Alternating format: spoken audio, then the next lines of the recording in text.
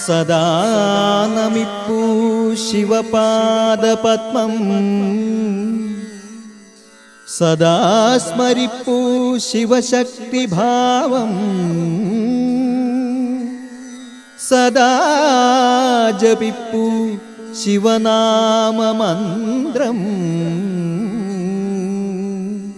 സദാ ഭജിപ്പൂ നമഃ ശിവായ.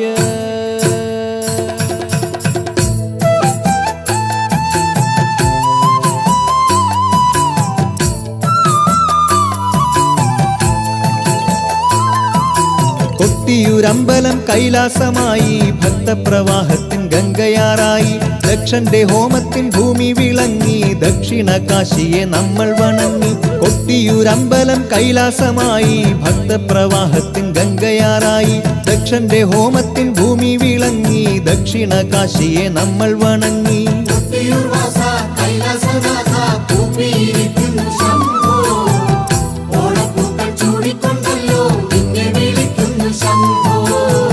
സൃഷ്ടിസ്ഥിതി സംഹാരം ചെയ്യുന്ന മൂർത്തിയല്ലോ, സത്യശിവ സൗന്ദര്യമേകും കൊട്ടിയൂർനാഥനല്ലോ. സൃഷ്ടിസ്ഥിതി സംഹാരം ചെയ്യുന്ന മൂർത്തിയല്ലോ, സത്യശിവ സൗന്ദര്യമേകും കൊട്ടിയൂർനാഥനല്ലോ. കൊട്ടിയൂർ വാസ കൈലാസനാഥ കൂപ്പിയിരിക്കുന്നു ശംഭോ, ഓണപ്പൂക്കൾ ചൂടിക്കൊണ്ടല്ലോ നിന്നെ വിളിക്കുന്നു ശംഭോ. ദക്ഷനാകാലത്തൊരിക്കൽ ദുർഗാദേവിയെ പുത്രിയാക്കിടാൻ ബ്രഹ്മാവിൻ കാരുണ്യത്താലെ നന്നായി തന്നെ തപസ്സും ചെയ്തു. അന്നേരം ദേവിയും തന്നിൽ പ്രസാദിച്ചല്ലോ, ദക്ഷന്റെ പുത്രിയായി ഭൂമിയിൽ വന്നു പിറന്നുവല്ലോ. കൊട്ടിയൂർ വാസ കൈലാസനാഥ കൂപ്പിയിരിക്കുന്നു ശംഭോ, ഓണപ്പൂക്കൾ ചൂടിക്കൊണ്ടേ വിളിക്കുന്നു ശംഭോ.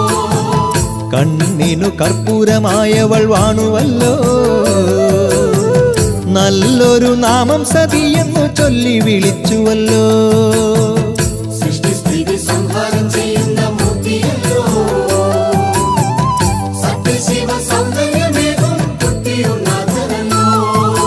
കൊട്ടിയൂർ വാസ കൈലാസനാഥ കൂപ്പിയിരിക്കുന്നു ശംഭോ, ഓണപ്പൂക്കൾ ചൂടിക്കൊണ്ടല്ലോ നിന്നെ വിളിക്കുന്നു ശംഭോ.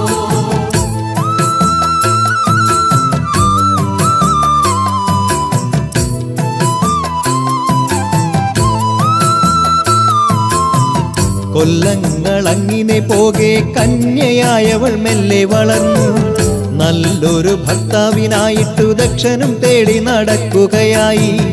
നാട്ടിലെ രാജാക്കന്മാരെ വിളിച്ചുവല്ലോ,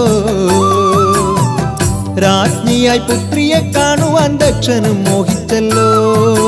കൊട്ടിയൂർ വാസ കൈലാസനാഥ കൂപ്പിയിരിക്കുന്നു ശംഭോ, ഓണപ്പൂക്കൾ ചൂടിക്കൊണ്ടല്ലോ നിന്നെ വിളിക്കുന്നു ശംഭോ. കൈലാസനാഥനെ പുത്രിയും മോഹിച്ചല്ലോ, കല്യാണം ചെയ്യാൻ സതിയും മനസ്സിൽ കൊതിച്ചുവല്ലോ. സൃഷ്ടിസ്ഥിതി സംഹാരം ചെയ്യുന്ന മൂർത്തിയല്ലോ, സത്യശിവ സൗന്ദര്യമേകും കൊട്ടിയൂർനാഥനല്ലോ.